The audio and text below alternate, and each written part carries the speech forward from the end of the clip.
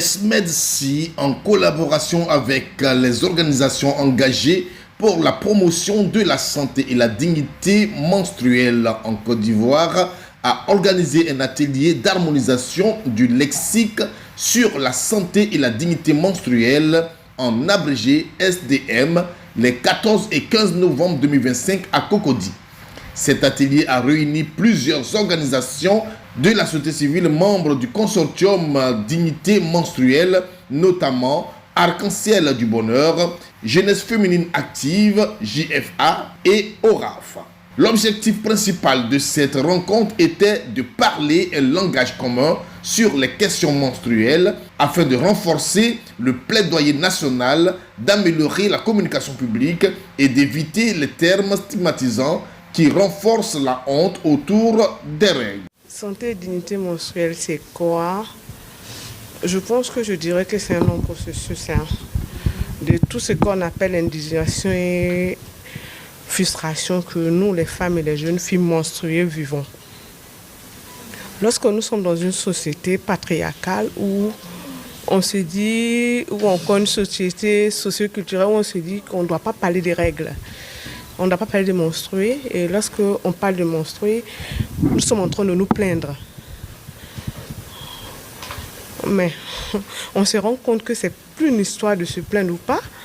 Mais lorsque tes menstrues t'empêchent de gagner ta vie convenablement, lorsque tu dois aller au travail et tes règles t'empêchent d'aller au travail, ou lorsque la jeune fille doit aller à l'école et elle est empêchée parce qu'elle a les règles, elle arrête les cours parce qu'elle a les règles, elle arrête les cours parce qu'elle n'a pas de moyens pour s'acheter des serviettes hygiéniques parce qu'elle a peur que sa robe soit tachée. Et là, nous, face à cette indignation, on s'est dit, il faut qu'on en parle parce que ce n'est pas une question de propriété, mais c'est une question de santé publique. Aujourd'hui, on espère faire une sensibilisation sur la communication par enfant, sur la communication sur la santé et la dignité menstruelle, sur le bien-être menstruel. La question de menstruation, on a commencé par des plaidoyers sur la détaxation ou la gratuité, on va dire, des produits menstruels. Quand on dit produits menstruels, c'est les serviettes réutilisables, les serviettes jetables, les coupes menstruelles qui ne sont pas encore dans les habitudes, il y a les tampons. Donc on a fait des plaidoyers pour que ces coûts-là soient à moins de coûts, pour que plus de femmes produisent de bonne qualité et de façon accessible à tout le monde en fait. Parce qu'on peut avoir des produits, certes, mais est-ce que c'est de la bonne qualité? Et aussi dans ce projet, on ne va pas venir faire une tabula rasa de ce qui existe, parce que nos mères déjà, elles utilisent des produits, elles utilisent des serviettes. Qu'on ne va pas dire serviettes hygiéniques ou menstruelles, elles utilisent déjà des choses pour gérer à bien leur menstru. Donc c'est vraiment leur donner les bonnes pratiques. Depuis la nuit des temps, les femmes ont toujours fait les menstrues, mais on en parle toujours. La question c'est, est-ce que les messages passent? Est-ce qu'on donne les bons messages? Est-ce que le narratif qu'on utilise, il est bon?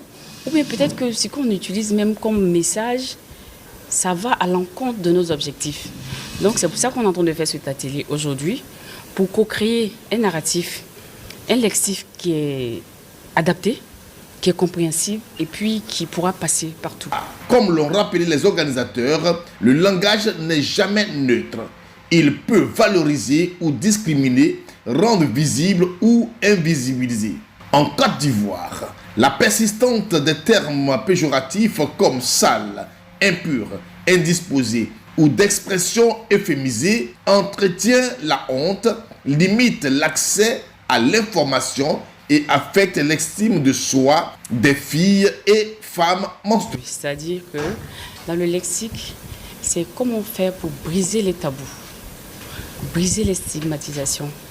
Parce que malheureusement, ce sont les femmes qui font les règles, mais ce sont les hommes qui construisent les tabous. Ils ne font pas les règles. Mais c'est eux qui savent que les règles sont comme ci, comme ça. C'est eux qui savent par rapport à leurs objectifs, à ce à quoi ils veulent advenir. Mais ils ont toujours des plans, on va dire des plans bizarres. Donc on ne comprend pas. C'est nous qui faisons, mais c'est vous qui créez les tabous. Donc c'est amener ces personnes-là, on va dire les hommes, parce qu'on ne peut pas vivre dans une société où il n'y a que des femmes ou une société où il n'y a que des hommes. On vit ensemble. Donc c'est amener les hommes à comprendre notre vécu, à comment est-ce qu'on ressent la menstruation et à leur dire de ne pas toujours banaliser. Parce que ma façon de vivre ma menstruation est différente de ma voisine. Moi, je peux la vivre tranquillement, je n'ai pas de douleur. Pourtant, ma voisine, c'est une période paralysante pour elle, où elle peut pas bouger, elle ne peut pas aller au travail, elle ne peut rien faire. Donc, c'est une sensibilisation aussi envers les hommes, envers les parents et envers même nos mères. L'atelier a permis d'adopter un glossaire harmonisé comprenant des notions telles que dignité menstruelle, précarité menstruelle, justice menstruelle, dysménorrhée, éducation menstruelle complète ou encore taxe tampon. Ce lexique vise à promouvoir une approche respectueuse, inclusive et féministe qui considère les menstruations non pas comme un simple enjeu d'hygiène, mais comme une question de droits humains, de santé publique et de justice sociale. Les organisations participantes ont réaffirmé leur engagement à briser les tabous, à renforcer la sensibilité et à soutenir les politiques publiques garantissant un accès équitable aux produits menstruels, aux infrastructures adaptées et à l'information fiable. Le but, c'est d'avoir une loi parce qu'en Côte d'Ivoire, nous n'avons pas de loi SSR, c'est-à-dire une loi qui concerne la santé de reproduction. Et cette loi nous permettra, nous-mêmes, à notre niveau, de bien parler de tout ce qui est dignité menstruelle et aussi pour permettre à nos filles d'aller convenablement à l'école, de mieux vivre leurs règles et d'avoir des serviettes hygiéniques gratuitement et des femmes aussi d'avoir des serviettes hygiéniques gratuitement et qu'on ne soit plus stigmatisé lorsqu'on parle des règles et qu'on ait la bonne information lorsqu'on en a besoin. Partout où nous sommes en Côte d'Ivoire. À travers ce cadre commun, le consortium dignité menstruelle entend amplifier son plaidoyer pour que chaque femme et chaque fille en Côte d'Ivoire vive ses règles avec santé, dignité et fierté. Lorsque les règles empêchent la jeune fille d'aller à l'école, notre futur ministre, notre future maire, notre futur député, cela met en mal l'avenir du pays. Donc c'est crucial qu'on revienne dessus pour dire que c'est une affaire de santé publique, pour que tout le monde s'engage, que ce soit le gouvernement, toutes les parties prenantes, parce que là on laisse personne pour compte, parce que parmi vous, il y a des personnes qui ont leurs sœurs, leurs femmes, et les tantes qui ont des règles.